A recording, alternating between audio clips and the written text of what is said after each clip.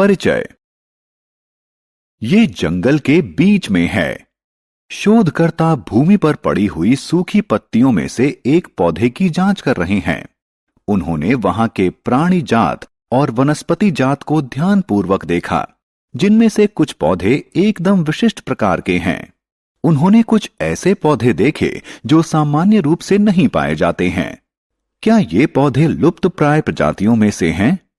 आइए इस पाठ में हम किसी विशिष्ट क्षेत्र के पौधों और जंतुओं के बारे में जानें।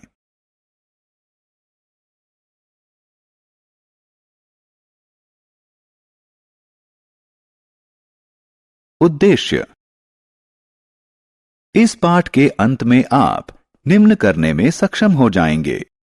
किसी क्षेत्र में पाए जाने वाले प्राणी जात एवं वनस्पति जात का वर्णन करना, स्थानीय एवं संकटापन्न प्रजातियों को परिभाषित करना, अभिगमन परिवेश की व्याख्या करना, निर्वनीकरण की समस्या के समाधान का पुनरावलोकन करना। प्राणी जात एवं वनस्पति जात क्या है? छात्रों, आपने अवश्य देखा होगा कि कुछ जंतु एवं पौधे किसी विशेष क्षेत्र में ही पाए जाते हैं। किसी विशेष क्षेत्र की वनस्पतियों और जंतुओं को उस क्षेत्र के प्राणी जात और वनस्पति जात के रूप में जाना जाता है। उदाहरण के लिए, पचमढ़ी जैव मंडल संरक्षित क्षेत्र के साल, सागौन, सिल्वर फर्न इत्यादि वनस्पति जात हैं और चिंकारा, नीलगाय, तेंदुआ इत्यादि प्राणी जात हैं। विशेष क्षेत्रीय प्रजातियां।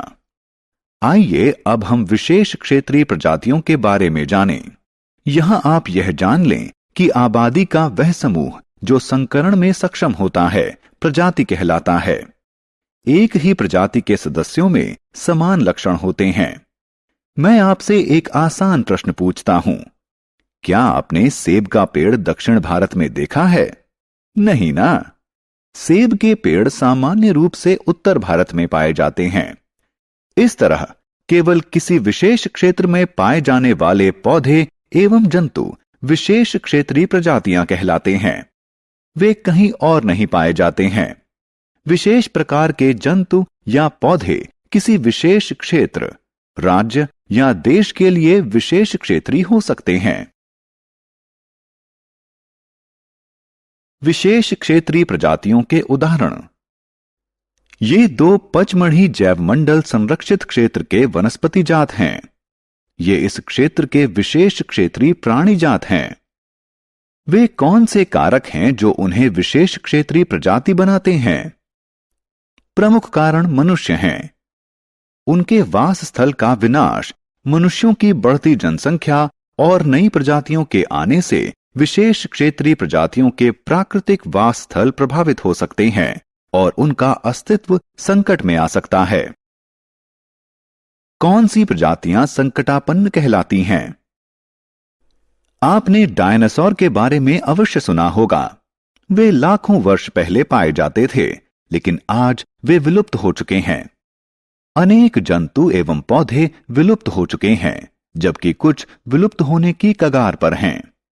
वे प्रजातियां जिनकी संख्या विलुप्त होने के स्तर तक कम हो जाए संकटापन्न प्रजातियां कहलाती हैं। कुछ जंतुओं के प्राकृतिक वासस्थल में उत्पन्न बाधाओं के कारण उनकी उत्तरजीविता कठिन हो गई है। आप यह जानने के लिए उत्सुक होंगे कि क्या संकटापन्न प्रजातियों का कोई रिकॉर्ड रखा गया है? ठीक है, रेड डाटा पुस्तक वह स्रोत पुस्तक है जिसमें समस्त संकटापन्न जंतुओं एवं पौधों का रिकॉर्ड रखा जाता है। प्रवास क्या है? आइए बच्चों, हम प्रवास शब्द का अर्थ जानें। प्रत्येक वर्ष कुछ प्रजातियों का किसी विशेष उद्देश्य, जैसे प्रजनन या जलवायु की स्थितियों से बचने के लिए अपने वास स्थल से कुछ निश्चित समयावधि के लिए किसी अन्य स्थान पर जाना उनका प्रवास कहलाता है। निर्वनीकरण की समस्या का समाधान। हम वनों से अनेक चीजें प्राप्त करते हैं।